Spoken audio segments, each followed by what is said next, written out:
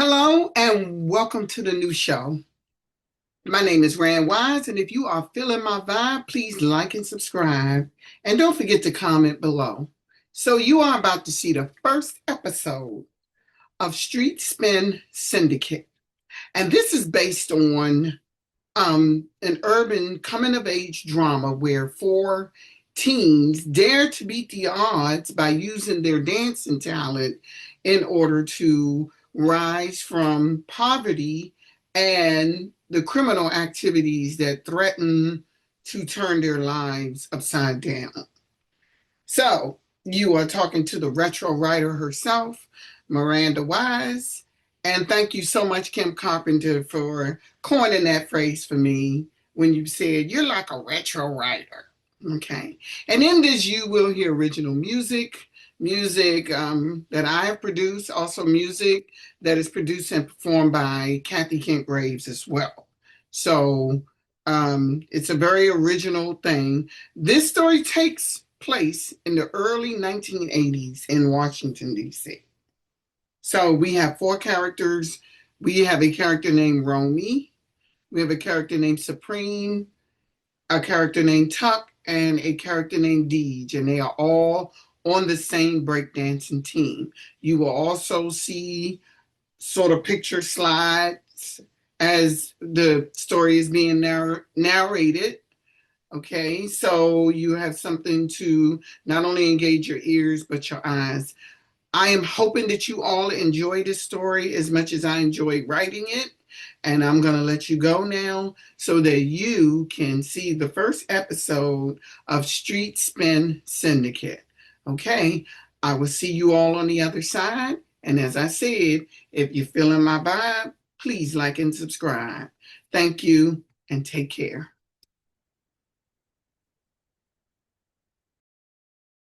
Prologue, June 30th, 1982. Donut and his younger brother Romy competed against Electric Force, a breakdance group out of Northwest DC. The brothers were from Barry Farms, a neighborhood in Southeast DC. Today was the day when all the breakdance groups competed in the summer tournament. The last two groups standing were the Roman brothers, Darrell, whom they called Donut, and Derek, whom they called Romy.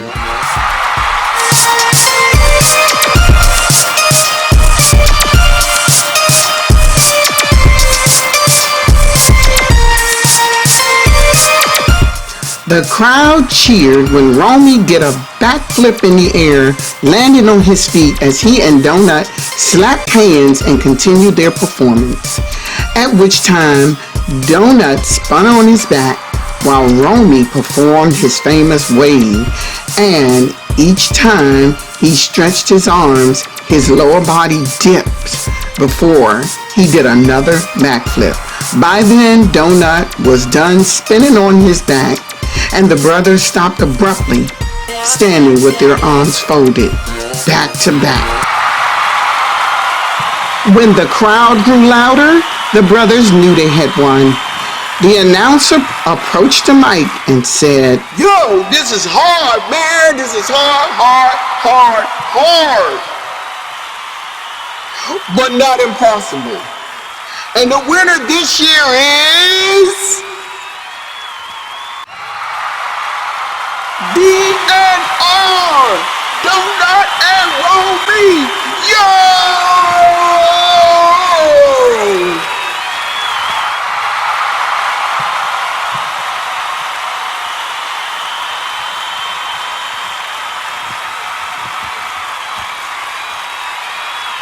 Romy and his brother jumped up and down and hugged. They headed over and got their trophy. Others in the crowd hugged them. Yo, I couldn't have done it without you, Romy! Darrell boasted as they headed down Martin Luther King Avenue. He handed his younger brother the trophy and placed his arm around him. They had grown up together and were very close. Darrell, aka Donut, was 16 and Romy was 15, 11 months apart. Yo, what you talking about, Donut? I couldn't have done it without you.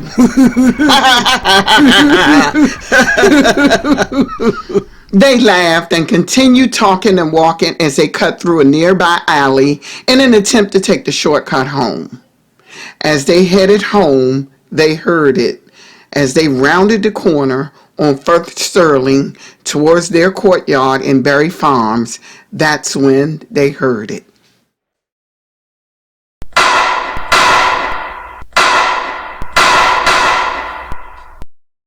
The boys ran another block before crouching behind a building. They were breathing hard and afraid. Where the shots coming from, Donut? Where the shots coming from? Oh no, man. But listen, baby bro, we gotta split up. Donut said, believing that maybe someone was after them, maybe someone knew where they lived. They heard another shot. No, Donut, I can't, man, I can't. Hey, bro, listen, take the trophy and run that way, and I'll meet you at home, okay? Hurry. Donut pointed to the left. Romy did as he was told. Donut ran in the other direction. Their aim was to take another route instead of the one they usually took. Romy kept running as fast as he could. He was scared. It was quiet. He could see his courtyard coming into view as he rounded the corner. Then he heard another shot and thought about his brother. Donut! He looked to his right.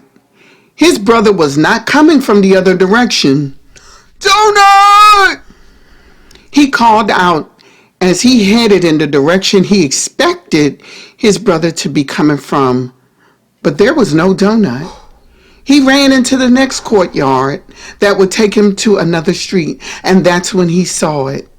His brother's white Pumas. As he laid on the ground, he hurried over to him and dropped to his knees. No, Donut, no! Somebody help me!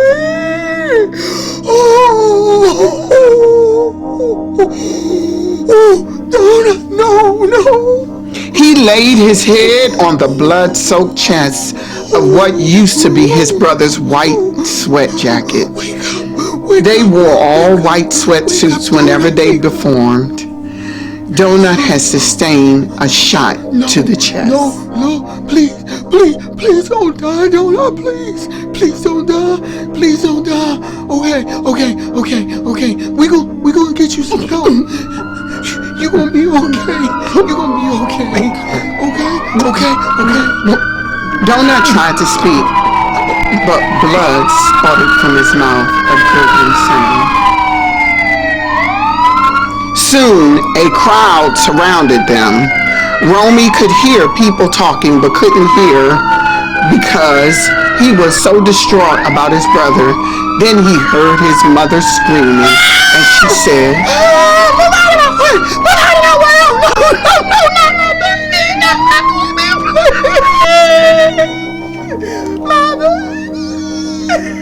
She dropped to her knees next to her younger son.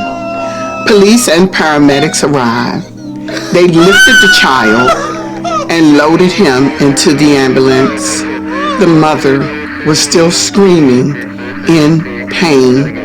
Then she said, Where are you taking him? Please help my baby. Please help my baby. We're taking him to Washington Hospital Trauma Center.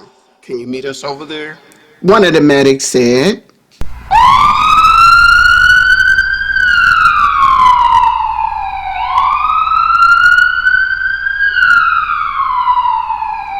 The scream of the siren grew more distant as the vehicle left the area.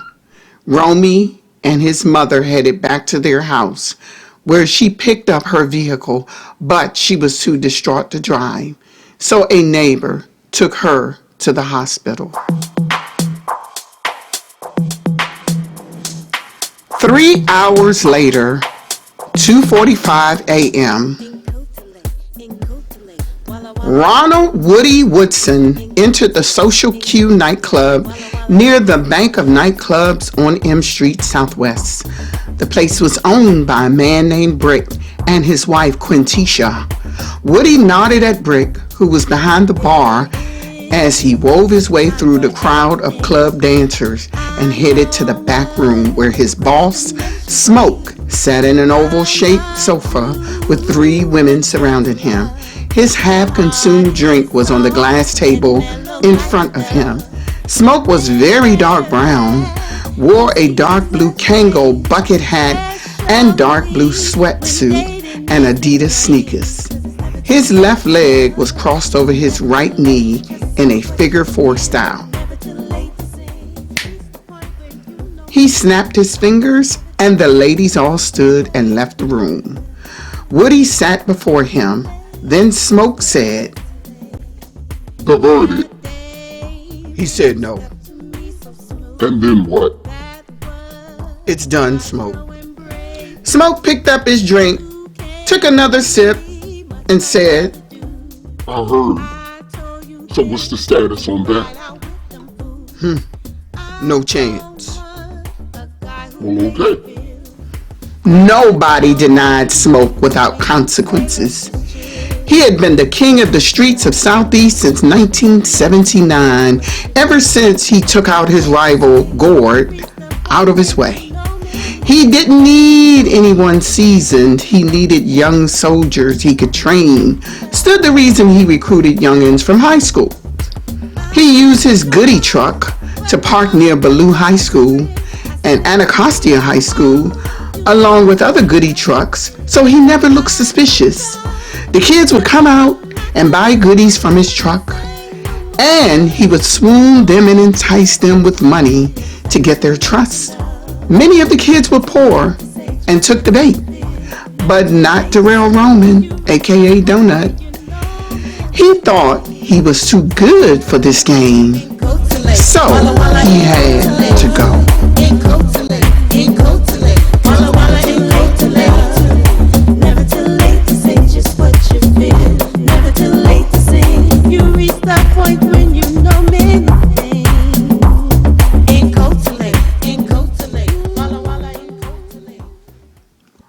A week later, many people stood near the casket of the 16-year-old whose life was so senselessly cut short.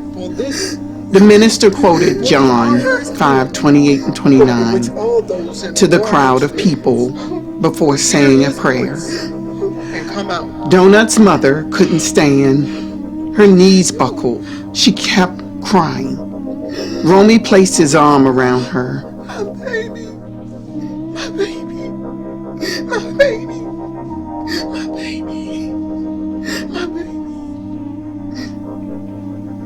People brought over food and provided comfort for the family.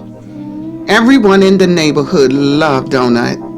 He was an A student, played on the football team at Ballou, and had aspirations to go to college and become professional.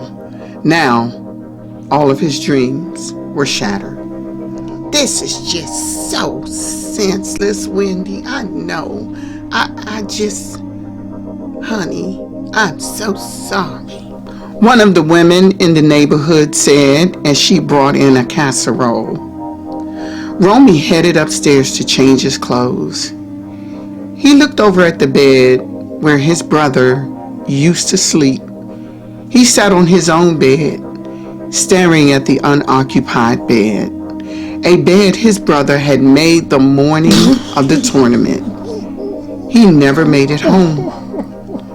Romy burst into tears again, placing his face in his hands, resting his elbow on his knees. He looked at the trophy. Suddenly, a new resolve washed over him. He walked over to the dresser and stared at it. Half of that trophy belonged to his brother. A picture of him and Donut had been placed on the mirror a month ago. They smiled into the camera with their arms around each other. He removed the picture from the mirror and stared at it. And then he said, "Brother, I will never let your dreams die. I promise. I will do something with all you taught me about breakdancing. Brother, you're gonna be proud of me.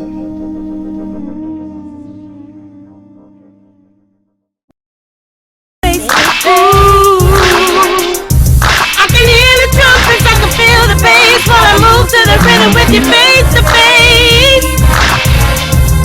Ooh, let's bring it back to the level of the old school style. Let's bring it back to the level of the old school style. Now bring it back, and bring it forward. Drop it down, and step it up, yeah. Bring it back, and bring it forward. Drop it down, and step it up, bring it back, and bring it forward. Oh, bring it back. Drop it, Yeah. step it up. Hey now. That was Kathy Kent right here from our area in DC with Bring It Back, one of her newest hits. And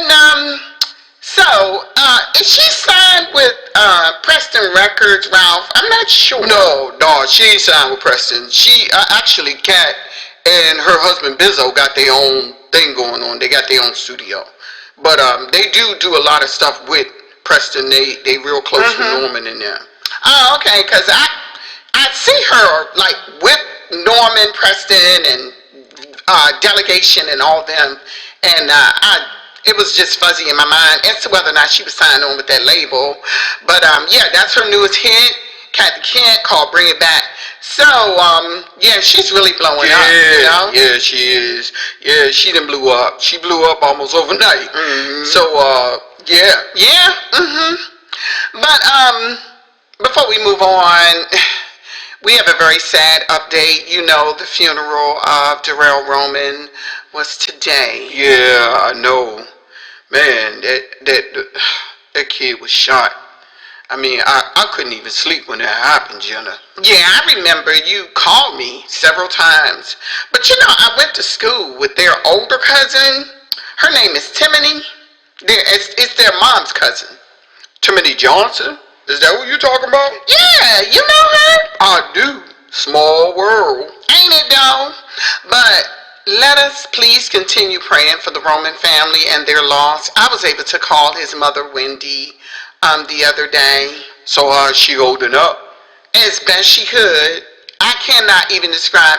I would never understand what it's like to lose a child. It must be a living nightmare. Yeah, I know. The station had sent flowers to the family. You know, it's so sad when children, innocent children, lose their lives like that. He was an A student and everything. Good kid. But I'm keeping in touch with Wendy. Jenna, any idea who might have did this? You'll hear their names on the street, but never in the courts. Let's just leave it there. Well said, Jenna. This is the Jenna J. and Ralph Cook Show as Washington, D.C. rolls in the nation's capital with another hit by Kathy Kent, Sing It to the World. Are the love that you bring. We share our love in everything. So sing it to the world. Sing it to the world. Sing it to the world. Ooh, sing it to... Chapter 1, Friday, September 17th, 1982, 3 months later.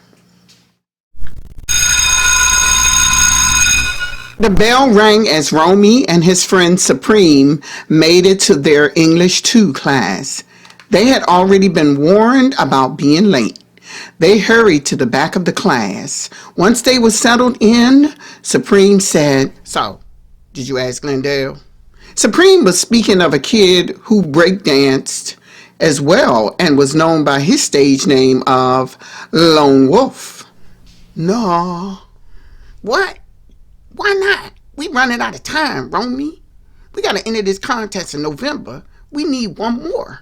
They had already gotten one more. Wayne Tucker, who was referred to as Tuck, who was a junior and was known for head spinning and the helicopter move. "Because I already told you, man, I'm going to ask Khadijah." "Khadijah Ahmed?" "Yeah, man, she can dance, and she knows how to do backflips." Supreme sucked his teeth and waved a dismissive hand at his friend and said, "Man, she uppity. She ain't even from Berry Farms." "So what? She can dance, though." "Yeah, good luck with that." "Mr. Roman and Mr. Long," Miss Cherry cut in from the front of the class, "care to share with the class what you've learned about an object of a preposition?" "Huh? What was that about Pepto-Bismol?" Supreme was known for making the class laugh, but Miss Cherry was not having it. "Mr. Long, do not let me send you to Mr. Wellborn's office. Now, unless you plan on getting paid to be a comedian, I suggest you cut the clown act. Even then, you would need to know proper English well enough to make others laugh."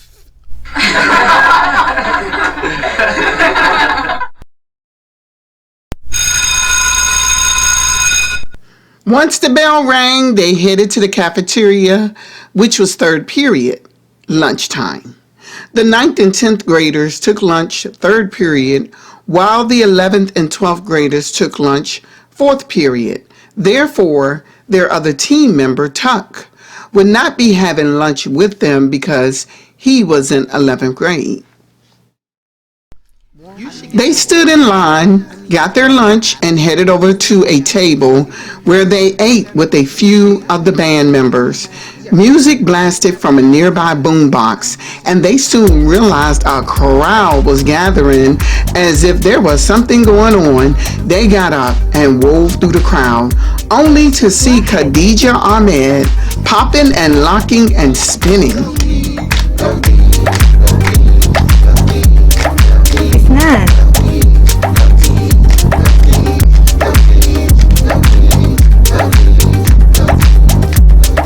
ثلاثة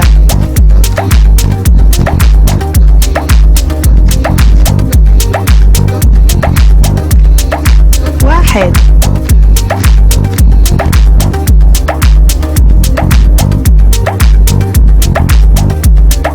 اثنان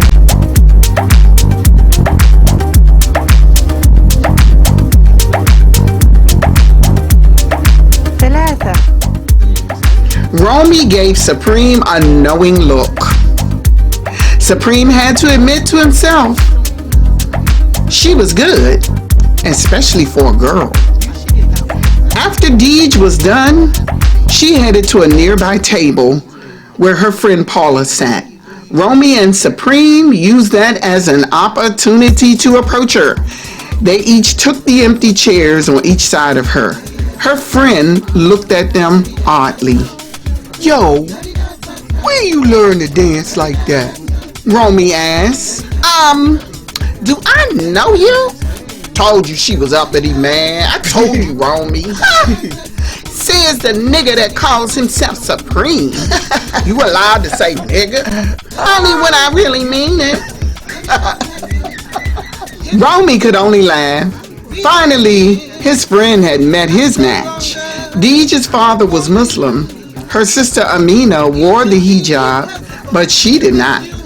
Her long flowing hair was manifest to the world. She definitely was not conforming to the teachings. Romy took another approach and said, "What we mean to say is, you are a very good dancer, and we would like you to join our team." "Team?" She looked at him with total amusement. "What's the name of your team?" "Street Spin Syndicate." That's not bad. At least it's not 2 S's, but 3. Whoa, why you say that? You want to be called the SS? Khadijah, you're so crazy. Her friend laughed as if they knew something the boys did not. Meaning what? What you mean? Okay, I have a suggestion, Romy. How about you check out a book in the library about World War II? With that, she and her friend gathered their things and they left the cafeteria, leaving them both sitting there. So, is that a yes or no? He called behind them, but they kept right on walking. Man, quit begging them females for stop. We'll find somebody else, Supreme said. But in order to join more competitions, they would need 4 people. How Lone Wolf was able to participate in so many competitions was beyond them.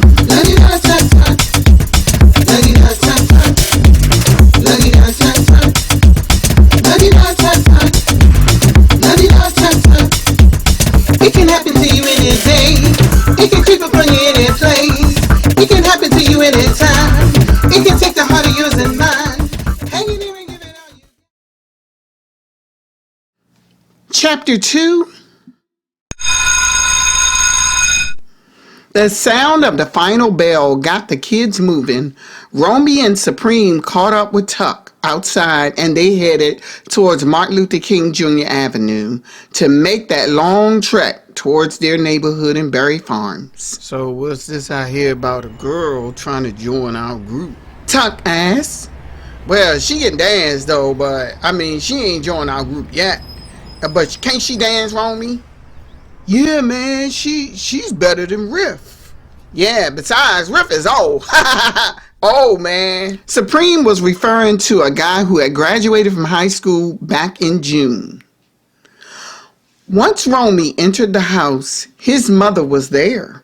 She had sunk into depression and was constantly missing time off work.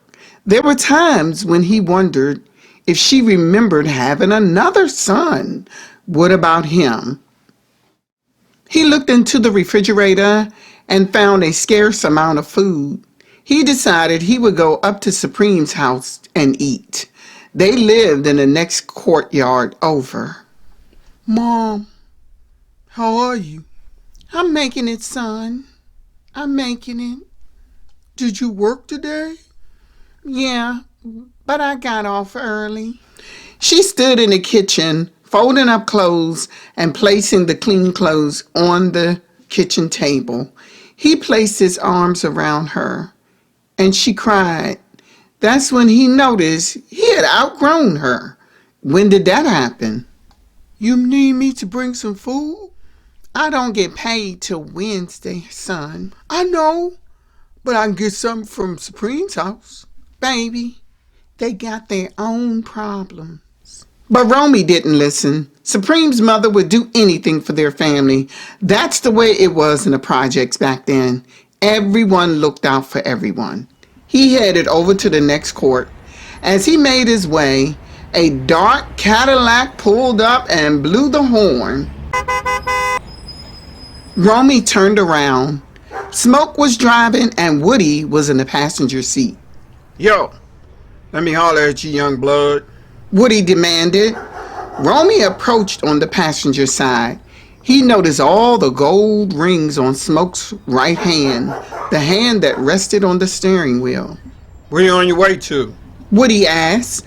Romy had known these guys since he was going to elementary school. At this point, Woody would be about 25 and Smoke would be around 30. My friend's house. You want to put in some work for us? No, I'm good. You know you need somebody out there protecting you, right? Smoke then said, but Romy was not interested. When the next time y'all got a performance? Tomorrow night at the skate park. Oh, you gonna open to Chuck Brown? We'll be down there. Romy was really not thrilled to hear that. His mother had told him and his brother to stay away from street hustlers. You got talent, young man. You should be in the big time instead of these shows where you ain't really making no money. Romy listened, but did not say anything. So now, if you and your friends decide to switch mode, hit me on. With that, he pulled off, leaving Romy standing there. As he made his way over to his friend's house, he thought about the fact that he and his mother could use some money. It would be a matter of time before she lost her job at Montgomery Ward's as a cashier if she kept missing time off work.